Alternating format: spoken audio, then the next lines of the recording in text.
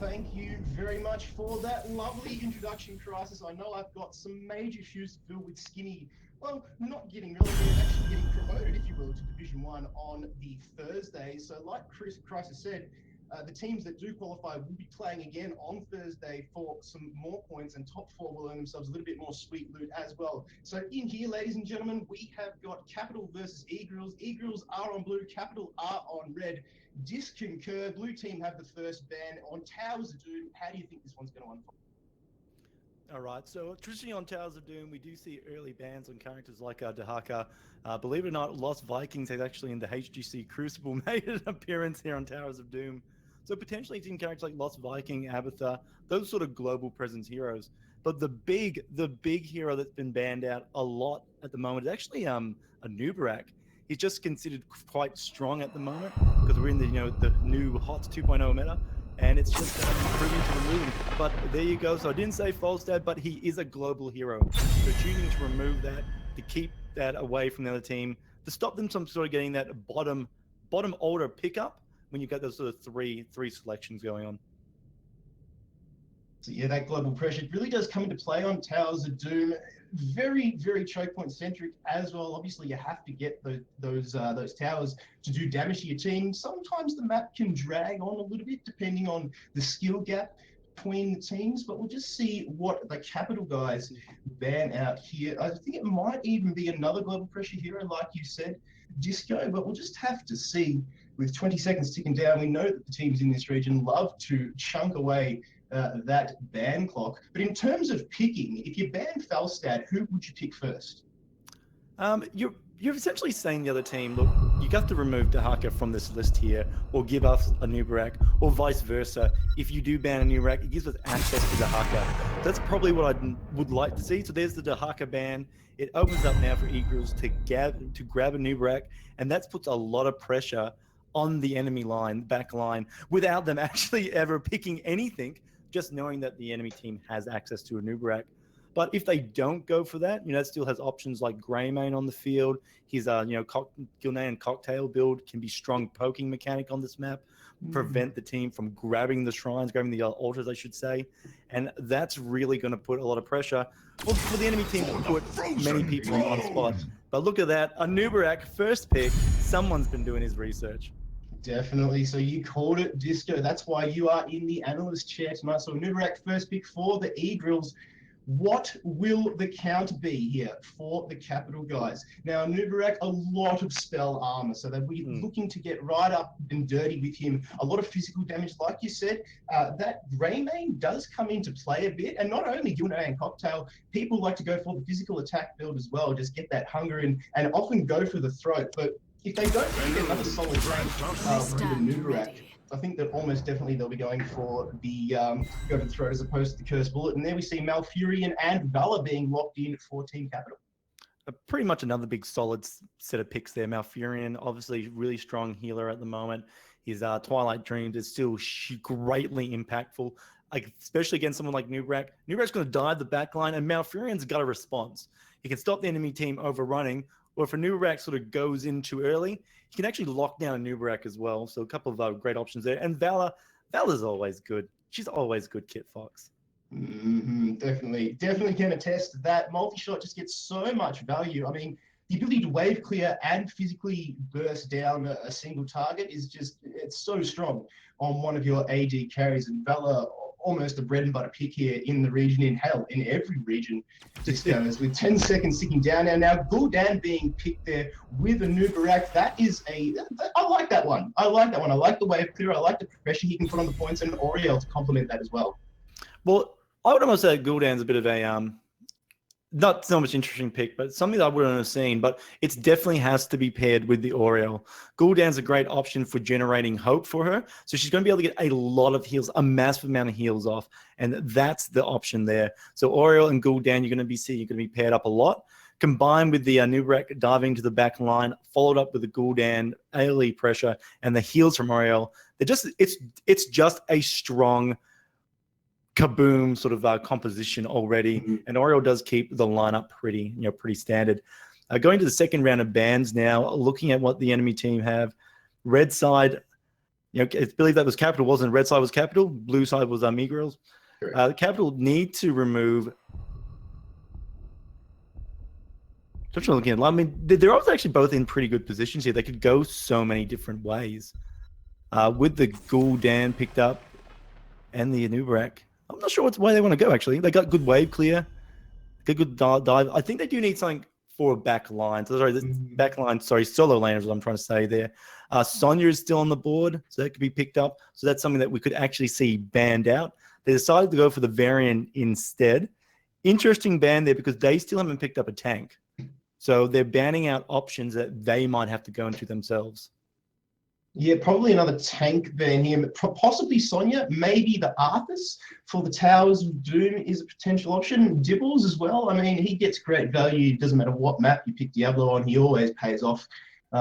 Especially that his ability to collect the soul stones, and get that cheeky quick revive off. Your team just isn't expecting it, often enough. But with Varian taken off the board, it'd be interesting to see if they actually try to ban out a solo lane, and then we see Zarya now being taken off the board for Egrilz as well. So now a double pick here for Capital. If the ball's in their court here, Disco, they've still got options aplenty. Yeah, well, I mean, they've still got to pick up. They still can get access to Arthas right now against the lineup we see facing from Egrilz. Arthas doesn't give you a full that advantage, but you are wondering what are their last two picks going to be. So Arthas always solid in the draft here. If we look at maybe trying to get the Gul'dan out of position, Diablo, that sort of again charge the back line, or even Diablo just to Anubarak dives in, and you can throw him over the shoulder. So I wouldn't be surprised Diablo or Arthas in this case. Arthas has always been a great option against Anubarak as well. Because one of Arthas' troubles is that he sort of can't, he's slow to get to the enemy. Once he gets there, he's great, but he's slow to start the initiation. If it's Anubarak having to dive towards you, he's laughing. He's literally just waiting for Anubarak to come in, and he just smashes out the almighty D on wherever he lands. Yeah, Arthas really needs to be there. We see him now locked in. I was going to say he really needs to rely on landing that Howling Blast. Now, the double tank being locked in, Arthas and Johanna, that is a lot of survivability into a lot of CC, into a lot of damage. I'm really, really liking the draft here for Capital. Yeah, that's going to be really good. Again, this is all looking at what Anubarak's going to try and do. Anubarak's going to dive the back line, but the rest of the team isn't going to be able to run up to do anything about it. With Arthas and Johanna there, it really pushes whatever composition the enemy team takes. In fact, if Egrilz looks to take something like a Greymane or even possibly a Zeratul, there's a big concern that if they go in with the Anubarak, they get caught by the Arthas, condemned by the Johanna. In fact, Arthas and Johanna both have auto AA armor. So it's really saying, look, if you take an auto attack character, you're really going to get punished. It's almost choking Egrilz into picking up Greymane here. Like you said, a lot of physical armor for Arthas and Johanna, able to get a very solid wall up in that front line. Genji and Tyrael. Now, interesting there. What's your logic behind the Tyrael pick? So they're looking at how they can sort of they want to get into the back line. They're going, okay, Anubarak's going to go in. There's going to be huge problems once Genji sort of starts diving in as well. Tyrael's there to make that dive play happen. They're all going to go in. Tyrael is going to drop the sanctification. And for that, for that short duration, there is nothing that Capital can kind of do about it. And everyone on Egrilz is just to be able to get their damage off. The only one that may get a little bit of trouble with that is going to be the Gul'dan and his positioning. He's potentially going to be out of the sanctification. Again, depending on how they go into these fights. They might actually wait. Anubarak might go in and Tyrael stay just out more with the Gul'dan, and they'll shift forward towards the fight, then drop the sanctification and clipping Anubarak. That will then give Genji time to come in and clean up the flanks from the damage from Gul'dan. So, I'm actually really liking the pickup there. I think Tyrael is core to that lineup right now. So double auto attack build coming out here from the Capital guys, picking up Reyna and Valor. Now, I like the tactic here from Egrilz. We saw the Capital guys pick up Arthas and Johanna, and instead of picking up Greymane, probably like Capital thought that Egrilz would have, is to shred that front line. They're just bypassing it altogether and opting for the Genji Tyrael play, and then Gul'dan maybe land a couple cheeky fell flames as well. Yeah, I think both teams have done a really good job of drafting, and picking up that Rainer on Capital is really playing in against the Nubrak and against the Tyrael. A Nubrak's armor is pointless now. There's really between the Valor, between the Rainer doing a lot of auto attack. I mean, Arthas as well, predominantly doing AA damage as well. It's gonna be not much mitigation coming out of the Nubrak. I mean, it's still there and it's still less damage, but it's not in a sense. So a Nubrak will be scared diving in. So while the Rainer and Valor are good pickups, the Tyrael is really key. The Tyrael is what's going to keep the members of Egrilz alive going into these fights. And Towers of Doom is a pretty fight-dependent map. No team has global pressure, so everything's going to come down to how they really fight around these altars when they spawn. Communication and rotation is definitely going to be key coming into this one, Disco. Like you said, no global pressure. We saw two bans, Dahaka and Falstad, off the bat for both of the teams. So they realize the importance of a global on this map. And once two of the main options, sort of the meta picks, were taken off the board, they just decided, hey, you know what? We're going to have to do this the old-fashioned way. We're going to have to talk about it. We're going to have to call our MIAs. We're going to have to rotate fast. And we're going to have to lock down those choke points on the towers. So here we go, Disconcur. Here we go, Crisis. Here we go, ladies and gentlemen. We are into Season 3 for the official Blizzard ANZ Heroes of the Storm qualifiers for the HGC. Get amongst it. If you've got friends kicking it around on this Tuesday night, get them into Twitch chat as well, because we do have viewer giveaways a little bit later on. Shout out to everybody tuning in. Disco, are you as excited as I am?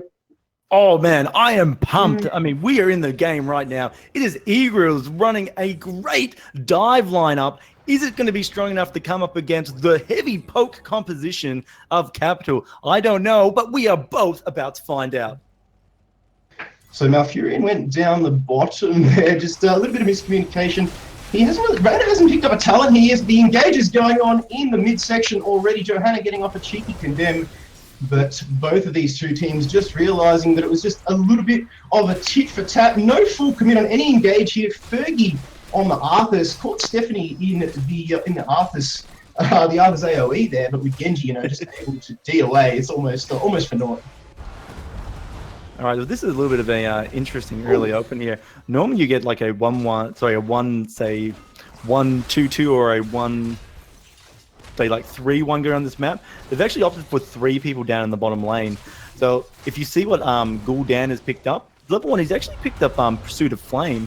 So he's looking to get more of a wave clear going on. It's going to give him much more presence in the lanes. But when it comes to team fights, I'm scared he might be a little bit low on damage.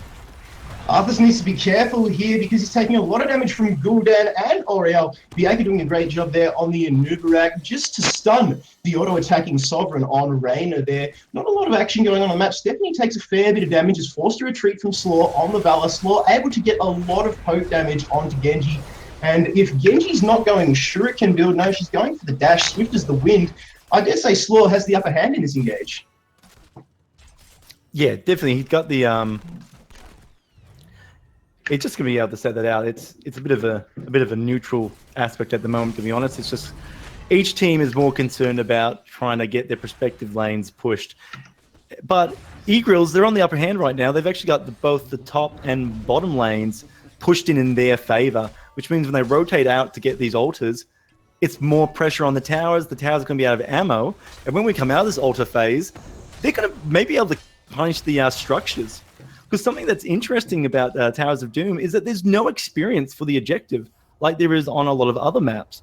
The shots you get on the core don't give you any experience. Oh, well, there you go. You learn something new every day. Ladies and gentlemen, Natalie on Jerry will be going really, really deep onto Capital's tower there. Needs to be careful not to get caught out. Going to get pincered in here. Sovereign doing a lot of damage to Natalie. Goes around the back again. Cops an entangling roots. Needs to be careful not to go down. Stephanie comes to help out. Natalie copying a lot of damage. Blows the speed boost, just manages to escape. Candy and Bianca come up to support. Great heals coming out there, but Slick Sloth has not had enough yet. Blows the condemn, manages to catch Stephanie. 2 towers already have been blown, 1 apiece. Now the action is going to go down over on the Egrilz tower now. The bottom tower and Capital tower have been picking. It looks like this one's going to go in favor of Capital, but no, Bianca comes in just in time, gets the AA up onto Slick Sloth. Now Sloth comes in as Valor doing a lot of damage with that multi-shot, with that AA. but a fantastic impale coming out from Bianca just to save the teammate there. But the tower is going to go over to Capital, so they take the advantage, Disco. That was so greedy by Egrilz just then. It was so greedy. They had this dream of capturing all 3 towers. I don't know what they were thinking, all 3. And it was Reyna's smart thing. So Reyna obviously went up to contest the tower that was on the side of Egrilz. No one was there. We saw Tyrael go deep to try and stop the capture on the top altar, but it just gave Reyna to be in the best position. But then Tyrael decided, I'm just going to go in and try and deny it anyway. Tyrael was too deep, got taken out. You saw, even though it was such a long progress before they actually killed her, he was dead. He was out of the fight. There was nothing he could do to go back and contest, and it gave it to Capital. Very greedy play, Egrilz. Don't do it again. But you know what? Sometimes... Slaw has just been picked, so that is the first frag of the map over at the camp for Capital. And this one's going to be pinched from Egrilz. They're saying, hey, you know what? You pinched our tower. We're going to pinch your camps. And this is a deep camp. This is going to do some damage, Disco. Oh, it is. And remember I was saying before that in the lane war, they were winning down the bottom. You'll see the bottom tower is already gone in the on Capital's side. So, people, that's another death. Where did that happen? I missed that when I was watching the camps down the bottom lane, but I believe it was Sovereign on Reyna that went down, but there's more action going down in the bot lane. Fergie taking some damage from Candy there, just throwing out. Just needs to be careful not to get stunned into the wall. Bianca now just making her presence known on the front line. Now the second tower phase here, Disco, 4 minutes, 50 seconds. We are on like Donkey Kong, and the swift rotate comes up from Capital. Like right now, the altar phase has gone in the favor of Capital just from the first one we saw. But the pressure that we're coming out from Egrilz is actually amazing. Like I said, they won the lane in the bottom. It's now pushing. There's no towers in there to really defend anymore. The double lane in the top. Oriole's actually been left alone in the bottom with, I believe, with Gul'dan. They could freely push and just do a safe play here, capture 1 tower each. It's a good trade because they look like they're going to be setting up to get an early fortification in the bottom lane.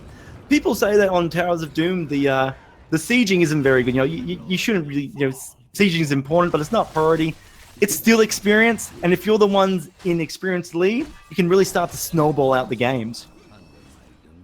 Some action going on in the mid as the rotates come down, but like you said, there was 2 players down in the bottom lane for Egrilz, and Candy just missing the stun there on to Fergie Games on the Arthas. But like you said, Disco, they did leave 2 players down in the bottom lane, but I feel like they probably should have tried to contest that. We see Reyna now getting popped again in the mid lane. Fantastic rotation out here from Egrilz. That's 2 times now Sovereign has been caught out of position. There's been 5-man gankage coming in, but the bottom tower did go in favor of Egrilz with that camp being taken.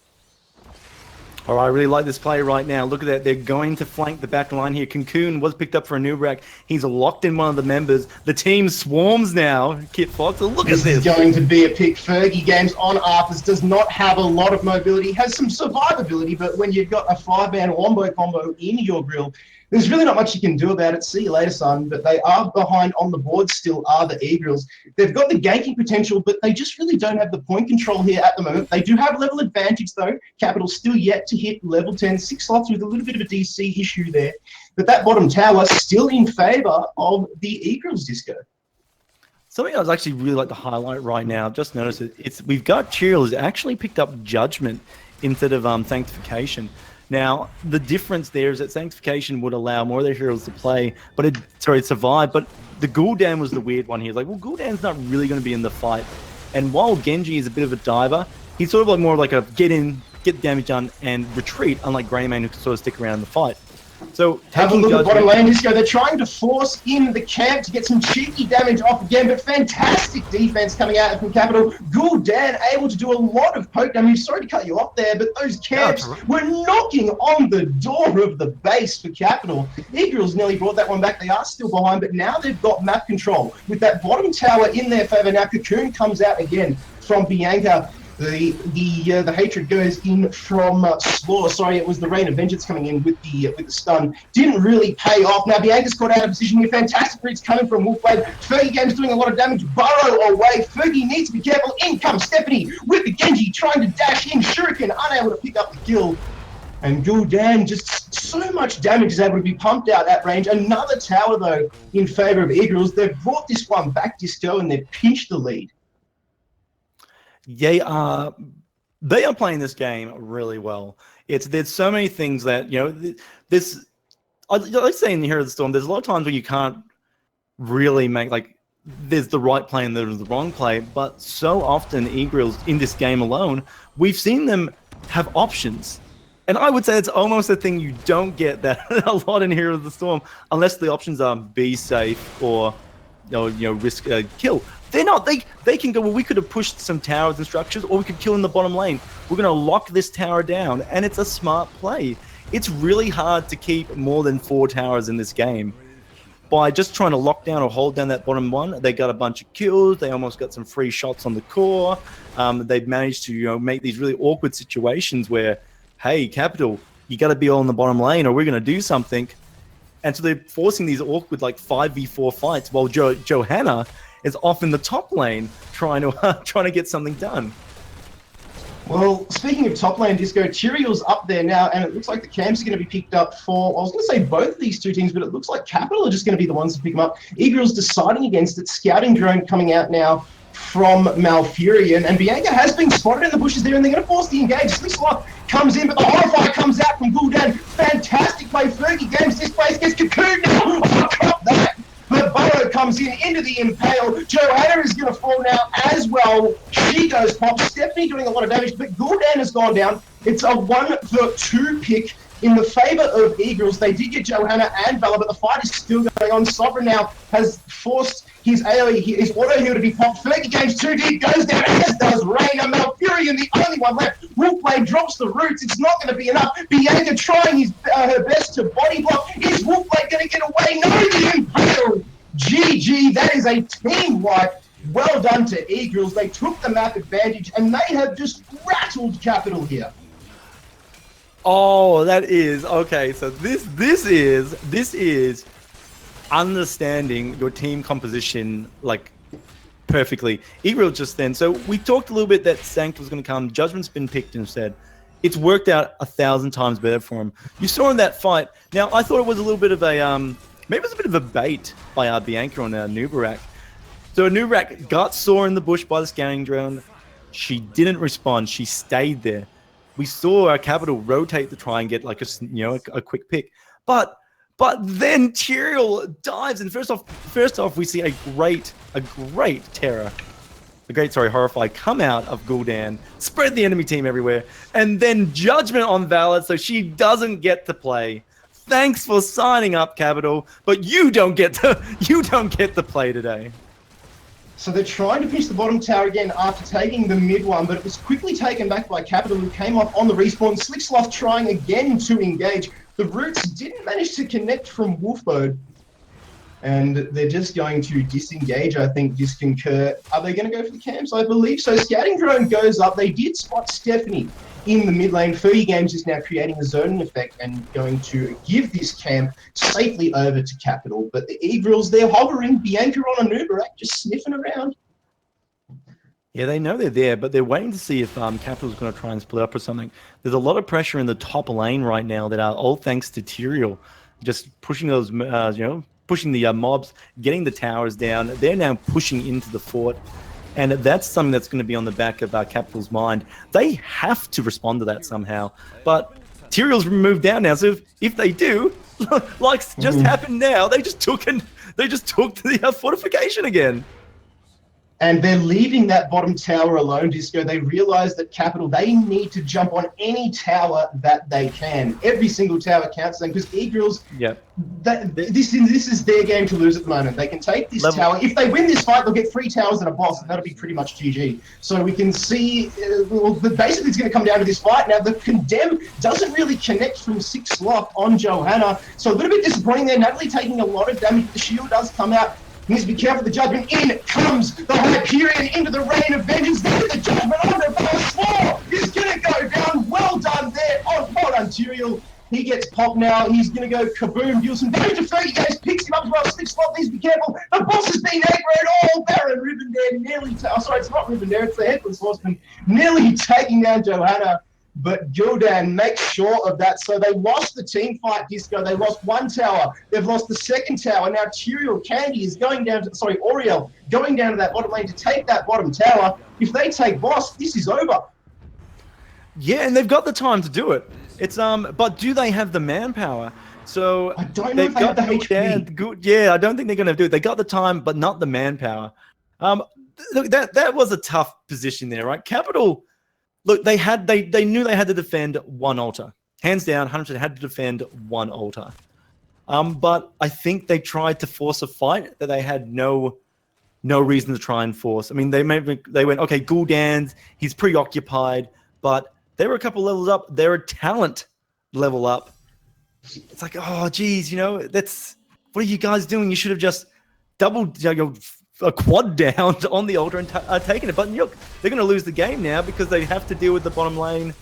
But there's the boss. They should have gone to the boss. I think this is all over. That is murder, she wrote, Kit Fox.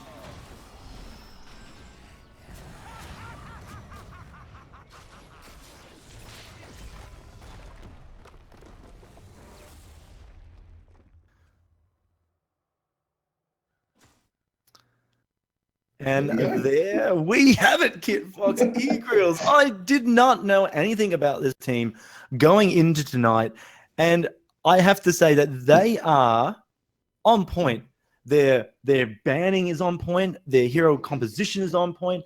Understanding they're understanding their composition as well. You know, anyone can pick meta, but understanding what you've got to do, getting the heroics to do it as well. I am titillated on how awesome that team is.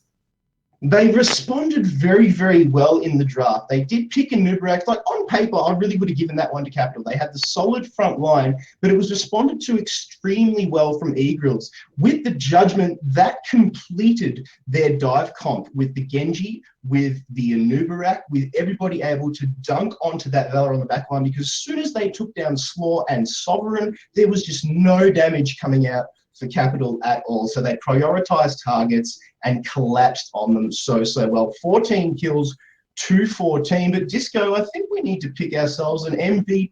Who is on your mind for that game? Oh, you know what? I'm actually torn. I've got two. I'll narrow it down, but I'm torn between Natalie and Bianca. Now, the reason I say is, like, Natalie, such patient use of the Judgment, waited for an opportunity to always jump on the Valor, regardless of what was happening to Bianca. But you know what, Bianca, you have to be the girl of steel, Supergirl, because you, Nerves of Steel, to sit there and take so much punishment as a Nubarak when you were being attacked by Valor and Reyna, and have the confidence in your team. So, you know, I'm torn between them, but you know, I am going to have to say, at the end of the day, it's Natalie on Tyrael. Without taking out the Valor, those fights would have been a completely different story. I'm going to have to agree with you, Disco, because